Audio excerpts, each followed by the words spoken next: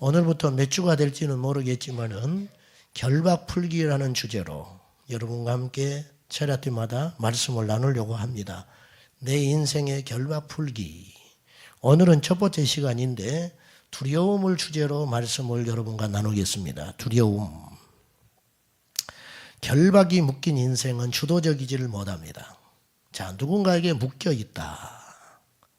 누군가에게 영향을 받는다.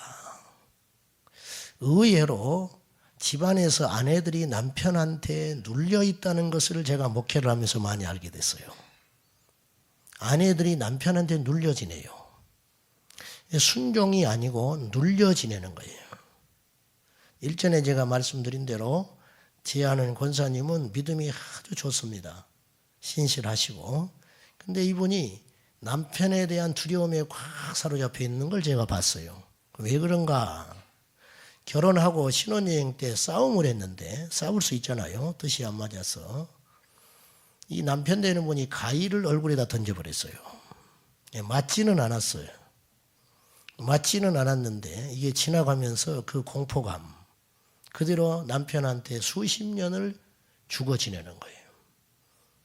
예수 믿고 권사가 됐는데 그 남편도 교회는 옵니다. 남편도. 그런데 신혼 초기에 한번 그 사건이 이 권사님의 인생을 완전히 눌러버린 거예요. 그건 주님이 원하는 삶이 아니에요. 그냥 집안 시끄러우니까. 여러분, 그건 하나님의 뜻이 아니에요. 그분의 아내이기도 하지만 하나님의 딸이거든요. 아멘. 하나님이 우리를 만드실 때 생육하고 번성하여 땅에 충만하고 다스리라 그랬어요. 우리에게는 하나님이 영권을 주셨어요. 우리에게는 다스릴 수 있는 정복권을 주신 거예요. 그걸 쓰지를 못하는 거예요. 그리고 주님 앞에 가면 이러다가 이제 죽어서 주님 앞에 가면 믿음은 지켰을지 모르지만 비참한 크리스찬이 너무 많다는 거예요. 비참한 크리스찬. 예. 영적 전쟁이라는 책을 보면 그 서두에 그 저자가 그 책을 쓰게 된 동기에 대하여 이야기를 하면서 어떤 이야기를 하느냐면은 예수전도단 그 출신인데 그분이 연수전산 사역자인데 그 아프리카에 선교여행을 갑니다. 아프리카의 청년들이 팀을 만들어서 선교여행을 갔는데 아프리카는 부족마다 우상이 굉장히 심하거든요. 그래서 이제 점하는 영이 강하고 그 아프리카 부족은 추장, 그 다음에 이 추장 겸 그 사람이 점술가예요. 남자 박수. 그 사람이 그 지역을 확 차고 있다고요. 여러분, 하나님이 살아계시다는 절대적인 증거가 무엇이냐면 이 땅에 어디를 가도 귀신을 섬기고 있다는 거예요. 인간은 영적 존재예요. 하나님을 섬기든 악한 영을 섬기든 중간지대는 없는 것이에요.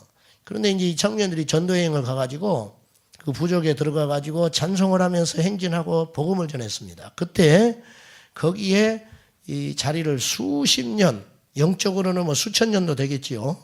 그 지역을 지배하는 어둠의 권세가 있거든요. 자, 예수님께서 누가복음 10장, 마태복음 10장, 누가복음 10장에 70명의 제자를 파송을 해요.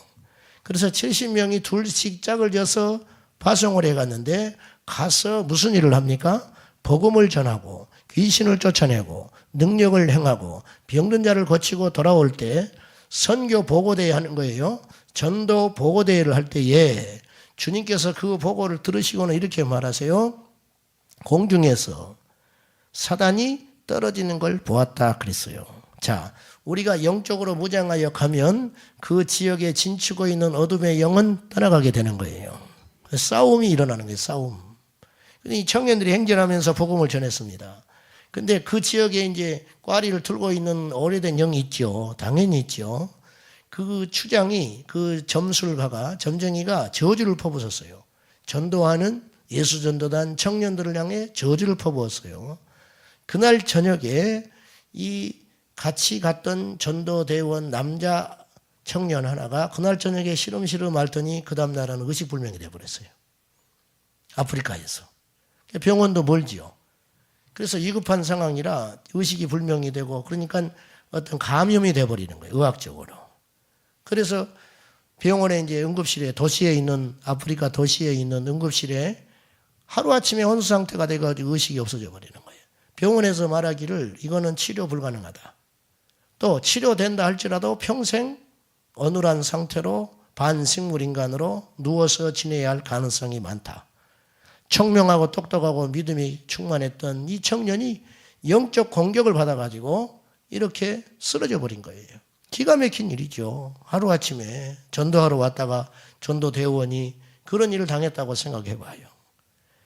그 같이 갔던 팀원들이 완전히 영적으로 어두워져 버리는 거예요.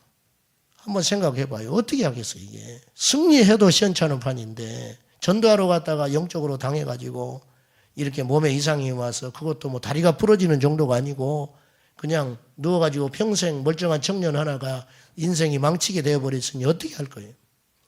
거기에 인소라는 책임 간사님이 계셨어요.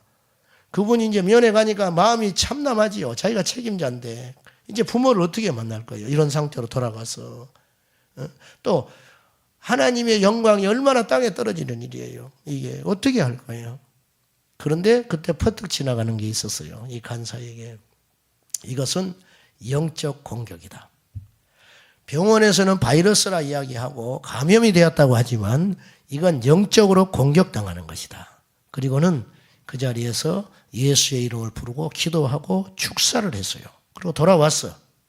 그 다음날 아침에 그 다음날 면회하러 갔습니다. 갔더니 의식이 없던 이 사람이 눈을 떴어요. 청년이. 그 다음날 갔을 때 또 축사하고 기도하고 돌아왔어요. 그 다음날 갔더니 면회 시간이 한계가 있으니까 그 다음날 갔더니 이 청년이 일어나 앉아 있었어요.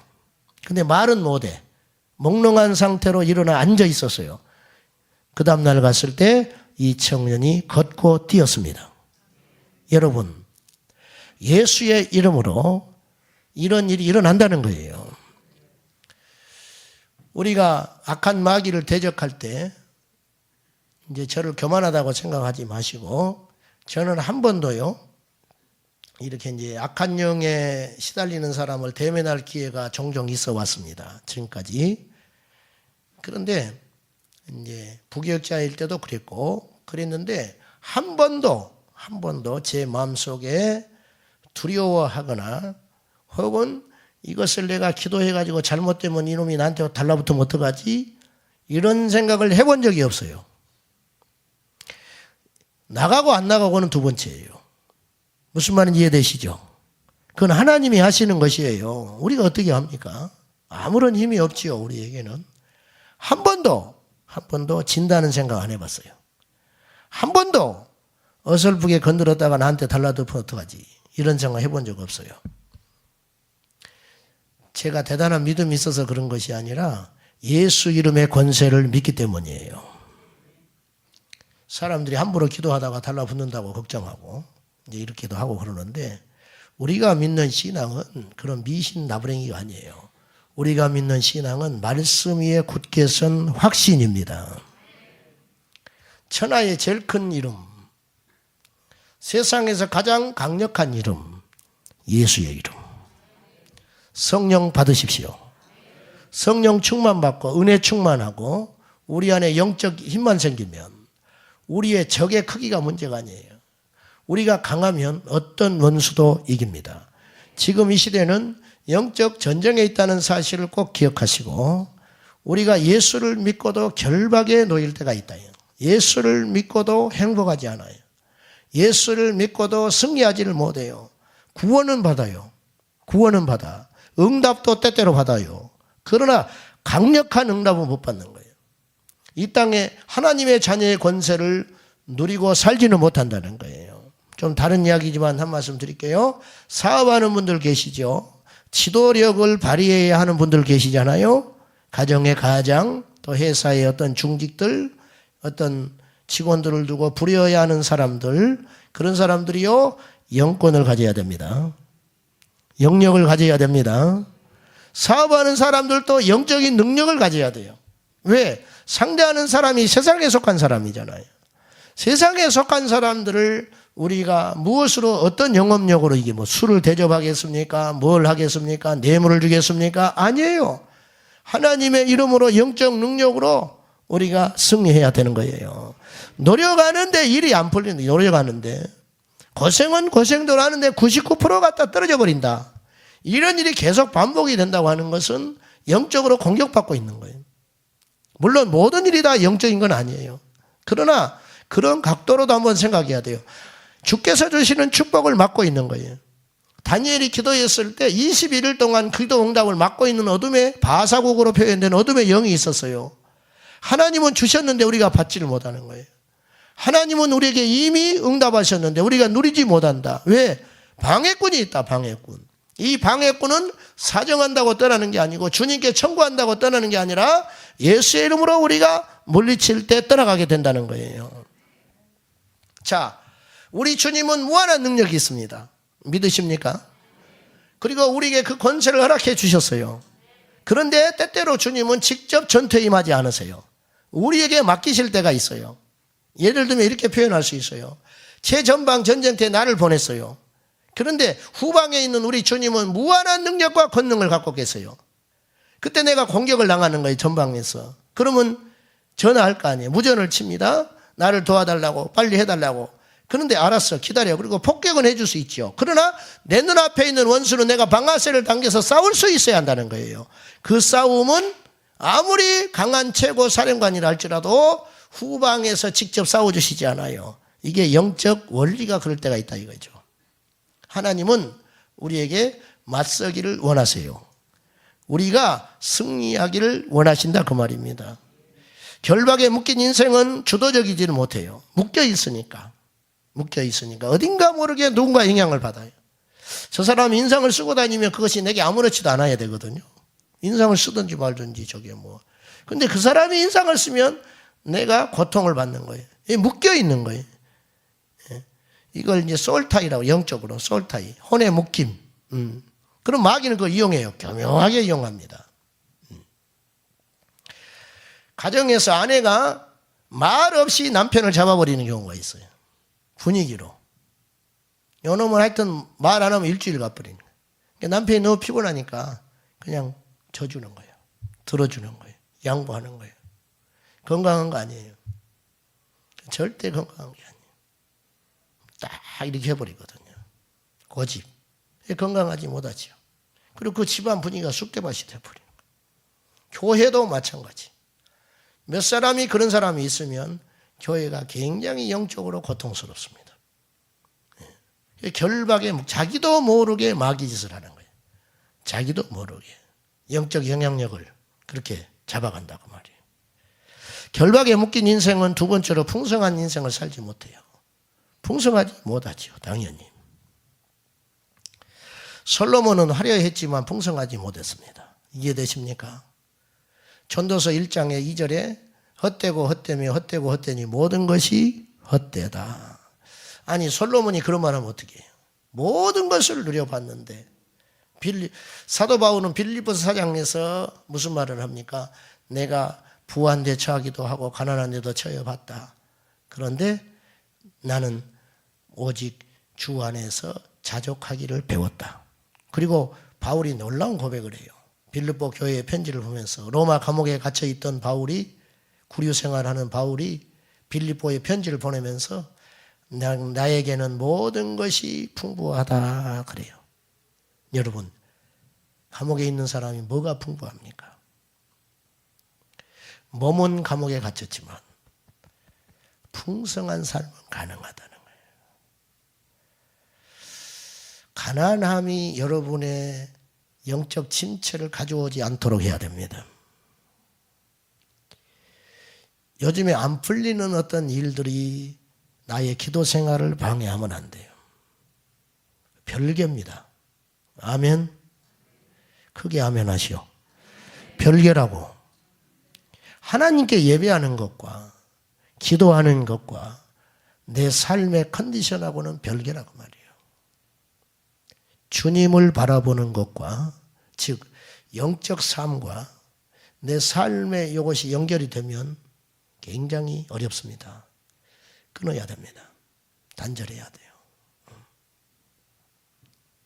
세 번째는 결박에 묶이면 당연히 자유롭지 못한 인생이 되지요.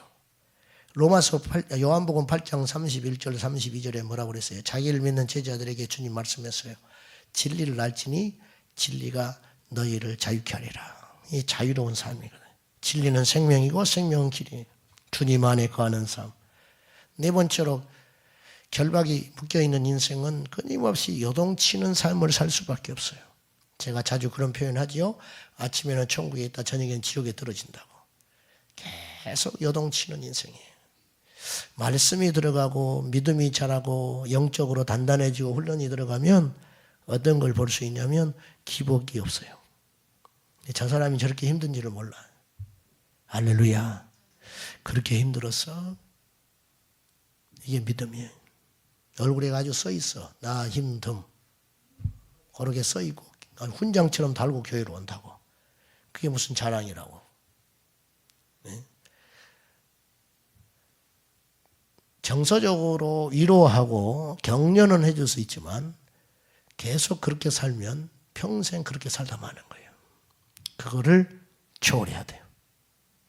아멘. 그것을 넘어서야 돼요. 그때 새로운 영적 도약이 일어나는 거예요. 지금까지 경험하지 못한 영적 세계를 경험하는 거예요. 지금까지 경험하지 못한 은혜를 경험하게 되는 거예요. 왜? 점프했으니까. 점프했으니까. 사울이 악령에 사로잡히니까 얼마나 기복이 심한 인생을 사는지 몰라요. 어린애 같아요. 울면서 내 아들아 다윗한테 그랬다가 또 돌아서서 칼을 들고 죽이려고 해요. 이런 일이 계속 반복되는 거예요. 왜? 사단의 결박을 받고 있는 거예요. 사단의 결박. 그리스도인도 결박에 묶일 수 있는가? 과거의 신학은 그건 절대 불가능하다고 얘기해줬던 적이 있었어요. 하나님을 믿는 자는 악령의 역사를 받지 않는다. 우리 어릴 때만 해도 그것이 절대 진리였어요. 그런데 현실은 그렇지 않더라고요. 그리스도인도 공격을 받는다.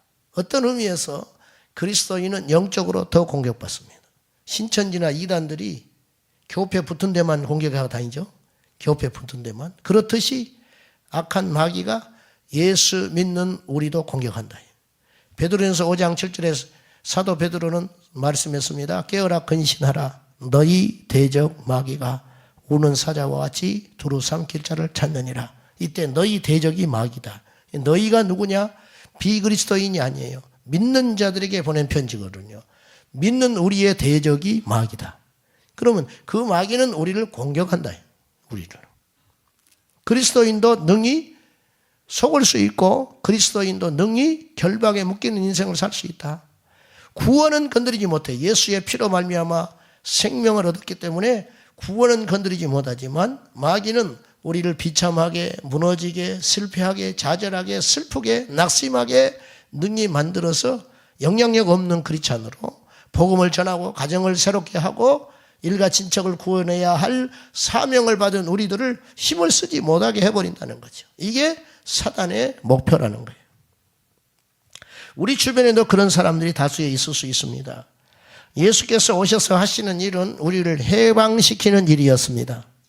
누가복음 4장 18절 주의 영이 내게 임하셨으니 이는 내게 기름을 부으사 나를 보내시고 포로된 자에게 자유를 눈먼 자에게 다시 보게 함을 선포하며 눌린 자를 자유케 하고 주의 은혜를 전파하게 하려 하심이라.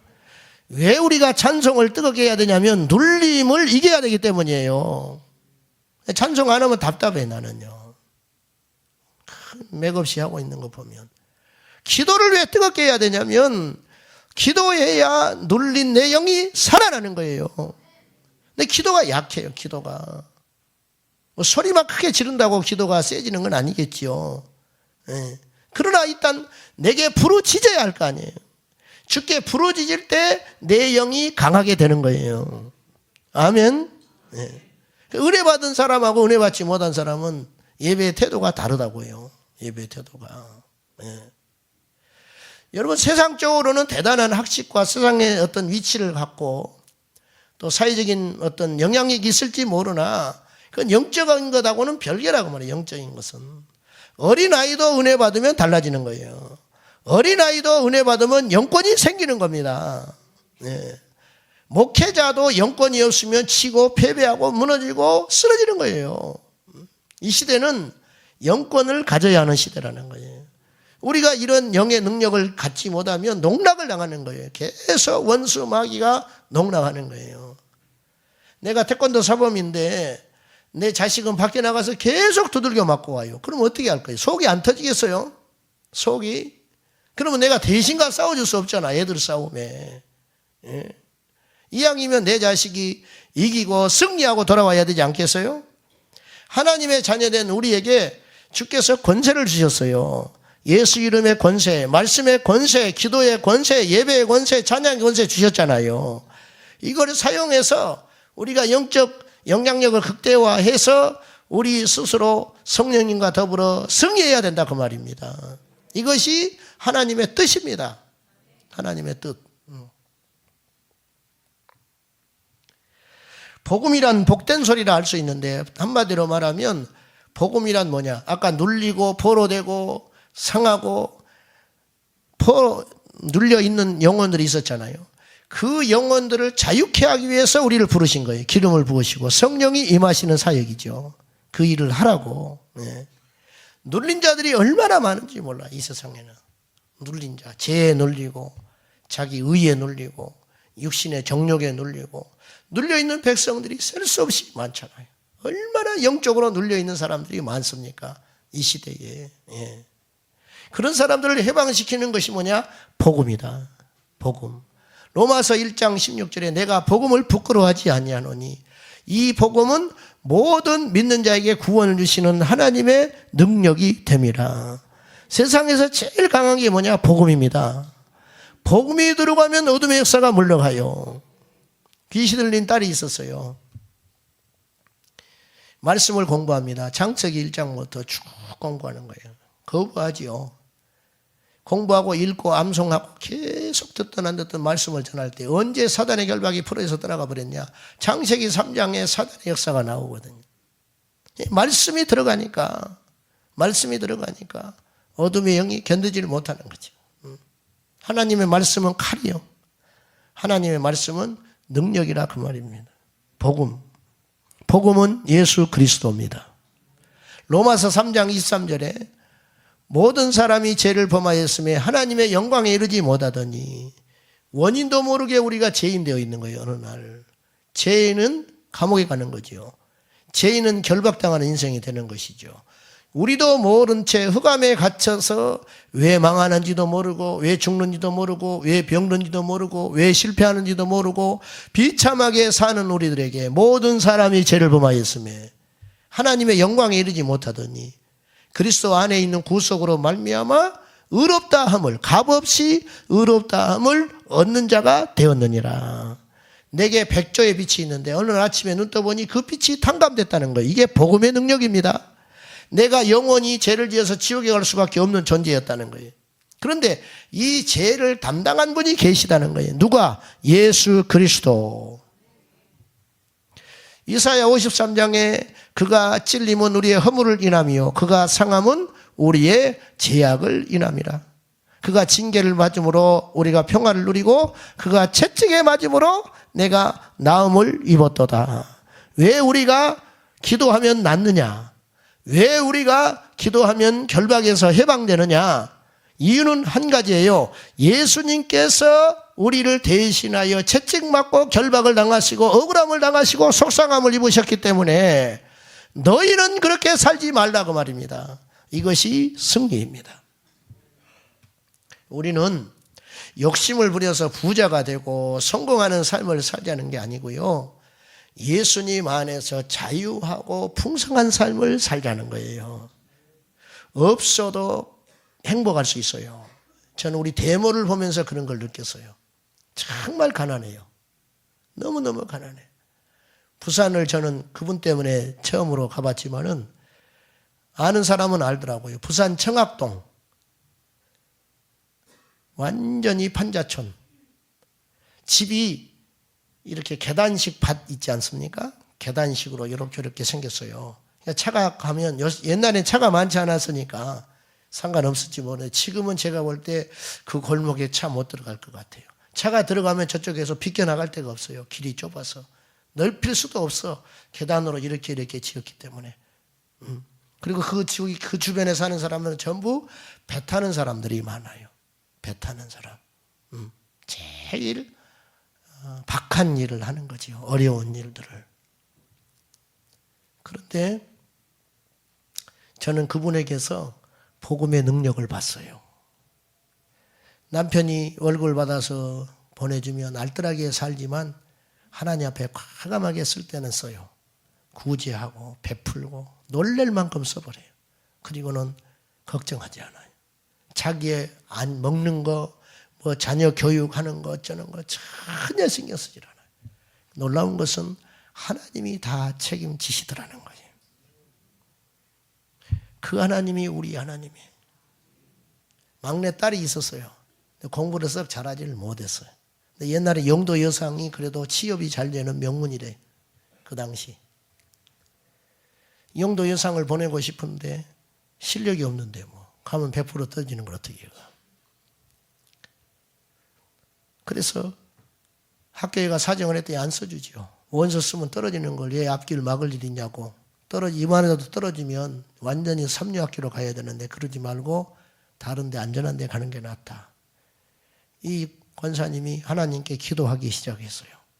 기도했을 때 하나님이 떨어진다 하셨어요. 이분의 간증이에요. 한 달을 철야를 했어요. 작정하고. 하나님께서 마지막 날 응답하셨습니다. 합격시켜 주신다고. 그래가지고 학교에 가서 사정해가지고 원서를 억지로 썼어요. 합격했습니다. 합격했어요. 여러분, 그 딸이 그 어머니를 어머니로 알지 않아요. 하나님의 사람으로 알지. 절대 못 가봅니다. 무서워서 못 가보는 게 아니에요. 영권이 있으니까. 영적 능력이 있으니까 건드리지를 못하는 거예요. 저는 그분에게서 풍성함을 봤어요. 내일 쌀이 떨어졌는데 오늘 웃고 다녀요. 그리고 지금까지 풍성하게 살고 계세요. 많은 걸 가져서 풍성한 게 아니라 예수님과 함께하는 삶은 그런 파워가 있는 삶이라는 거예요. 돈이 우리 인생을 지배하게 하면 안 돼요. 세상의 어떤 권력이 우리를 누르게 하면 안 돼요. 세상을 이기면 이것이니 우리의 믿음이다. 세상에 있는 걸 가지고는 이길 수가 없어요. 세상에 없는 무기, 믿음, 기도입니다. 우리가 기도가 식었다. 그건 죽는 거예요. 무슨 방법이 있어요? 기도 외에는 어떤 유가 나갈 수 없다. 예배가 식어버리는데 무슨 힘으로 우리가 세상을 이깁니까? 찬양이 식어버렸는데 무슨 힘으로 세상을 이깁니까? 세상의 것들은 다 사라집니다. 언젠가 다 말라지고 없어져요. 우리에게 마지막까지 남아야 할 것은 뭐냐면 믿음이에요. 그 믿음이 우리를 하나님께로 인도하는 거예요. 오늘 두려움에 대한 이야기를 이제 하려고 하는 것인데 다음 주까지 해야 할 것 같아요. 어차피 두려움의 실체가 뭔가를 먼저 봐야 돼요. 두려움의 실체가 뭔가. 첫째, 두려움의 본질은 자기 우상입니다. 자기 사랑. 사울 왕이 다윗에 대해서 굉장히 두려워하거든요. 오늘 여러분 중에서 두려움에 사로잡힌 사람이 있어요. 근데 이야기를 들어보면 두려워하는 것이 당연해요. 여러분, 두려워하는 것이 당연함에도 불구하고 두려워하면 안 돼요. 무슨 억지와 그런 억지가 있는가? 오늘 말씀이 그렇게 이야기를 해요. 오늘 본문을 보세요. 자, 이 이야기는 대충 아시잖아요. 풍랑이 심하게 불었습니다. 예수님의 제자들이 몹시 두려워합니다. 39절 봅시다. 예수께서 깨어 바람을 꾸짖으며 시작.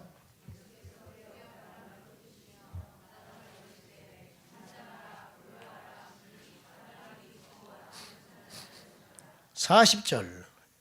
이에 제자들에게 이르시되 어찌하여 이렇게 무서워하느냐 너희가 어찌 믿음이 없느냐 하시니. 저는 억울할 것 같아요. 제자들 입장에서는. 아니 풍랑이 집어삼키려고 이런 대풍을 만났는데 두려워하는 게 당연한 것이죠. 무서워하는 게 당연한 것이죠. 그런데 주님은 무서워했다고 꾸짖는 거예요. 억울할 때가 어디가 있어요. 그렇잖아요. 이 풍랑 앞에 어떻게 안 무서워해요. 말을 들어보면 속상할 만해요. 말을 들어보면 진퇴양난이에요. 말을 들어보면 두려워할 만해요. 그런데 주님은 그걸 불신앙이라고 이야기한다는 거예요. 믿음의 반대는 불신이 아니고 믿음의 반대는 두려움이라 이거예요. 왜 두려워하느냐? 자기 걸 잃어버릴까 봐. 자기를 놓지 못하는 거지. 자기 사랑. 사울이 왜 그렇게 다윗에 집착하고 죽이려고 하고 쫓아다니요? 두려움의 발로거든요. 왜 두려워하느냐? 다윗이 자기 것을 다 빼앗아갈 수 있다고 생각한 거예요. 자기를 포기 못하는 거예요. 두려움의 속사정에는 이것이 있다는 거예요. 죽음이 무서워요. 가난해지는 게 무서워요. 주변 사람들이 떠나가는 게 무서워요. 주변 사람들의 평판이 무서운 거예요. 여기서 자유롭지 못하면 일생 동안 우리는 두려움의 노예가 될 수 있다는 걸 기억하셔야 돼요. 가난도 죽음도 사람도 하나님과 나 사이를 갈라놓을 수 없다. 이 믿음으로 담대히 나갈 때 두려움은 떠나가게 되는 거예요. 근데 그걸 집착하고 있어요. 미리 걱정하고 내 자식이 망할 것 같고 우리 집안이 몰락할 것 같고 주변 사람들이 다 손가락질할 것 같고 그래서 믿음의 담력이 사라져버리는 거예요. 기도의 의욕도 사라져버리고 예배의 기쁨도 사라져버리고 하나님께 나올 수 있는 의욕도 사라져버리는 거예요. 속는 인생이 되는 거예요. 주님은 우리에게 그렇게 살라 말씀하지 않아요. 우리는 왕같은 제사장으로 살아라는 거예요. 다스리고 정복하고 살아라고 주님 말씀하고 있어요. 제가 재산이 없잖아요. 가난한 집에서 태어났죠. 저는 그러나 가난이 재산이라고 생각하는 사람이에요. 가난이 재산이더라고. 지금 돌이켜보니까. 왜? 의지할 데가 없으니까 저는 주님밖에 의지할 수밖에 없었어요. 그것이 나의 힘이었어요. 사랑하는 여러분, 여러분 주변에 아무도 없음으로 인하여 감사해야 돼요. 주님만 의지해야 되니까. 아멘? 기분 나빠서 아멘을 안 하시는 것 같은데. 예수님의 생애를 보면 가난하셨잖아요. 예수님의 생애를 보면 고생스러웠잖아요. 예수님의 생애를 보면 배신당하는 삶이었잖아요. 그러나 주님이 낙심합니까? 그러나 주님이 두려워합니까? 이것이 주님의 뜻이라요. 우리가 두려워하는 이유는 내가 누리고 갖고 있는 것을 잃을 것 같은 자기 사랑, 자기 포기가 되지 않아서 그래요. 그걸 내려놔야 돼요. 두 번째는 불신앙의 뿌리가 있어요. 오늘 풍랑에 만난 제자들이 주님의 책망을 듣습니다. 어찌하여 두려워하느냐? 믿음이 없는 자들아. 믿음은 막연히 잘 될 거야. 여러분 오늘 예배 드리고 기도하고 돌아가면서 그래 이제 됐어. I can do it. 나는 할 수 있어. 내일 아침에 눈 떠서 또 후 무너져 버리고 그러면 안 돼요. 그건 신념이에요. 신념. 믿음은 그게 아니에요. 믿음은 하나님의 약속에 근거한 거예요. 그래서 베드로전서 1장에 우리가 구원 얻는 것이 썩어질 씨로 된 것이 아니고 살아있는 그리고 영원히 있는 하나님의 말씀으로 된 것이니라. 분명한 것으로 된 것이다. 분명한 것으로. 그렇게 말씀하는 거예요. 하나님의 약속에 대한 우리의 반응인 것입니다. 자, 마지막으로 두려움의 배경은 마귀입니다. 두려움의 뒷배경에는 마귀가 있어요. 5형제가 있었는데 50살이 되기 전에 전부 암으로 죽은 집안이 있었어요. 막내 아들이 49살이 됐는데 암이 왔어요. 이게 집에 흐르는 저주거든요. 어떤 목사님이 이런 간증을 합니다. 자기 아버지가 뇌졸중으로 쓰러져 가지고 17년 동안 누워 계세요. 17년 동안. 자기 아들이 하나 있는데 아들이 어디 멀리 수양여행을 간다든지 이렇게 캠프를 간다든지 하잖아요. 불안해서 못 보내는 거예요. 왜? 자기 아버지가 여행을 가서 쓰러져 가지고 뇌사 상태로 돌아왔기 때문에 그 눌림이 있는 거예요. 눌림. 제가 말씀드렸죠. 서울에 내가 부교육자로 목회할 때 신방 갔는데 믿음이 좋은 권사님처럼 보이는데 이분이 고민하는 게 새벽제단을 못 산다. 새벽제단을 왜 못 삽니까? 나오면 되지. 그랬더니 새벽에 10몇 년 전에 그 당시 새벽 기도를 오다가 골목에 들어섰는데 차에서 누가 문을 덜컥 열고 내려가지고 그것에 놀려가지고 그날 이후로 새벽 기도 못 나온다 그랬어요. 이게 두려움의 영이에요. 그것 때문에 기도 못 하는 거예요. 이런 눌림, 여러분 예수의 이름으로 격파해 버려야 됩니다. 그래서 복을 못 누리는 거예요. 얼마나 영적 손실을 누리고 있는 거예요. 그래서 아까 그 목사님이 그 고리를 끊어냈어요. 아버지가 그렇게 됐기 때문에 금쪽 같은 내 자식도 불안하니까 혼자 못 보낸다. 그 고리예요, 고리. 그건 어둠의 영이거든요. 사랑하는 여러분, 우리가 미리 염려하고 걱정할 때가 참 많습니다. 하나님이 우리를 절대 버리지 않습니다. 하나님이 절대 우리를 망하게 하지 않습니다. 우리 스스로 그런 생각에 사로잡혀 살다가 전전긍긍하다가 누리지 못하고 주님 앞에 가는 것뿐이에요. 주께서 우리에게 당신의 아들 예수 그리스도를 주셨는데 우리에게 주시지 못한 게 뭐가 있냐고 말이에요. 우리에게 고생은 있어도 저주는 없습니다. 아멘. 예수 믿는 게 고생이에요. 지금 얼마나 고생하고 계셔요, 여러분들이. 이 밤에 집에 계셨으면 편안할 텐데. 고생은 있어도 저주는 없어요. 아멘이죠? 네. 가난할 때는 있지만 비참하지 않습니다. 구분 잘해야 됩니다. 모든 것을 갖고도 비참하게 사는 사람이 있어요. 그러나 없어도 자족하며 누리는 삶이 있어요. 이게 예수 안에서의 자유다. 두려움이 우리 행복을 뺏어가요. 우리 인생의 두려움, 우리 삶 속에서 꼼짝달싹 못하게 하는 두려움의 영들, 오늘 이 밤에 그걸 예수의 이름으로 단호하게 끊어버리고 예수의 이름으로 전진하시고 예수의 이름으로 승리하시기를 축원합니다. 두려움은 마음의 문제가 아니고 두려움은 영의 문제입니다. 영의 문제. 교회에서도 두려움의 영이 확 있는 경우들이 많아요. 목사가 눈치를 봐버리는 거야.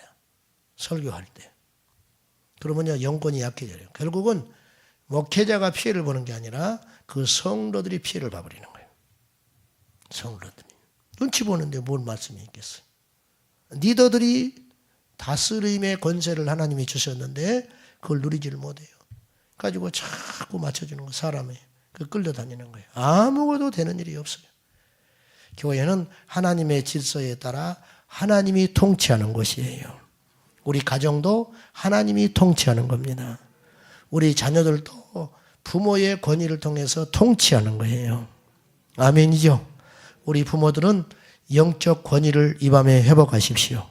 우리 리더들도 영적 권위를 회복하십시오. 우리 장로님들 영적 권위를 회복하십시오. 우리 교사들 영적 권위를 회복하십시오. 어떤 기업의 수장들은 영적 권위를 회복하십시오. 그래야 축복이 임합니다.